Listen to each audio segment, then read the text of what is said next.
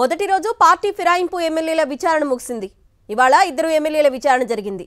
మొదట Tellam Venkatrao versus Vivekananda Goud case విచారణ జరిగింది. తెల్లం వెంకట్రావుపై వివేకానంద గౌడ్ ఫిర్యాదు చేశారు. ఆయనను తెల్లం వెంకట్రావు అడ్వకేట్లు క్రాస్ ఎగ్జామినేషన్ చేశారు. ఆ తర్వాత Jagtial MLA Sanjay Kumar versus Jagadish Reddy case విచారణ జరిగింది. సంజయ్పై ఫిర్యాదు చేశారు BRS MLA Jagadish Reddy. MLA Jagadish రెడ్డిని క్రాస్ ఎగ్జామిన్ చేశారు సంజయ్ తరపు న్యాయవాదులు.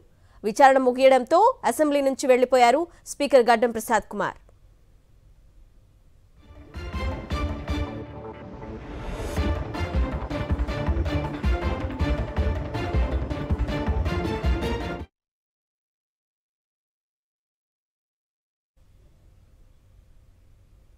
మొదటి రోజు పార్టీ ఫిరాయింపు ఎమ్మెల్యేల విచారణ ముగిసింది.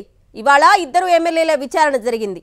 మొదట తెల్లం వెంకట్రావు వర్సెస్ వివేకానంద గౌడ్ కేసు విచారణ జరిగింది.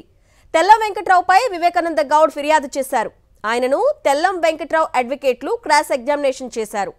ఆ తర్వాత Jagtial MLA Sanjay Kumar versus Jagadish Reddy case విచారణ జరిగింది.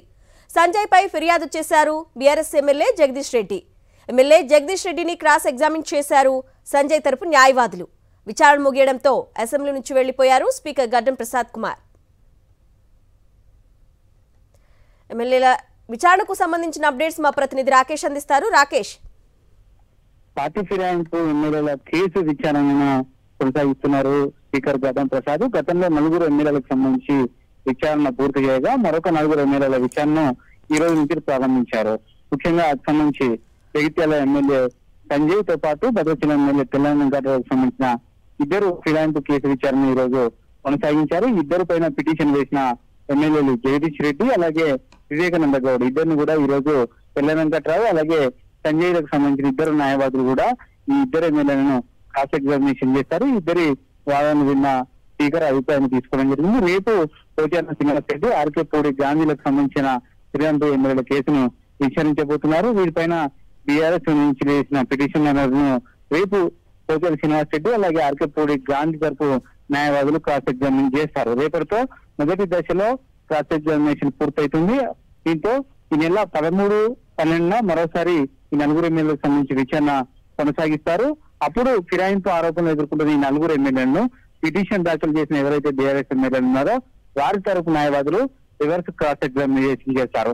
ఆ తర్వాత ఈ ప్రక్రియ పూర్తయిన తర్వాత మళ్ళీ ఓవరాల్ గా ఈ ఫిరాయింపు ఆరోపిస్తున్న ఎమ్మెల్యేలు అలాగే పిటిషన్ వేసిన 4 ఎమ్మెల్యేలు మొత్తం 8 మంది ఎమ్మెల్యేలని 1 by 1 గా స్పీకర్ క్రాస్ ఎగ్జామిన్ చేశారు. దీంతో ఈ 4 ఎమ్మెల్యేల విచారణ పూర్తవుతుంది. ఈ నెలాఖరు లోపు ఈ పూర్తి స్థాయిలో ఈ విచారణ పూర్తి చేసే అవకాశం కనిపిస్తుంది. మొత్తం 10 మంది ఎమ్మెల్యేల పైన ఫిరాయింపు ఆరోపణలు ఉన్న నేపథ్యంలో ఈ 10 మంది ఎమ్మెల్యేలకు నోటీసులు జారీ చేసినప్పటికీ ఇప్పటివరకు 8 మంది ఎమ్మెల్యేలు మాత్రమే నోటీసులకు రిప్లై ఇచ్చారు. వారికి సంబంధించిన ఫిరాయింపుల కేసులు మాత్రమే ప్రస్తుతం స్పీకర్ విచారణ చేస్తారు. కడియం సీఆర్ తో పాటు దాన నాగేంద్ర ఇంకా రిప్లై ఇవ్వలేదు కాబట్టి ఆ తర్వాత ఈ 8 మంది ఎమ్మెల్యేల విచారణ పూర్తి స్థాయిలో ముగిసిన తర్వాత 2 ఎమ్మెల్యేల విషయంలో ఏం చేయాలని దానిపైన స్పీకర్ నిర్ణయం తీసుకునే అవకాశం ఉంది. డీటెయిల్ గా అయితే ఇద్దరి వాదనలు అయితే స్పీకర్ వింటున్నారు. ఫైనల్ గా ఏ డిసిషన్ తీసుకుంటారు అనేది ఇవాళ నిజానికి గత నెల 31న సుప్రీంకోర్టు ఇచ్చిన గడువు ముగిసినప్పటికీ ఎమ్మెల్యేల విచారణ కొనసాగుతుంది కాబట్టి మరికొంత సమయం అంటే 2 నెలల సమయం కావాలని స్పీకర్ కోవడంతో సుప్రీంకోర్టు కూడా అనుమతి ఇచ్చింది.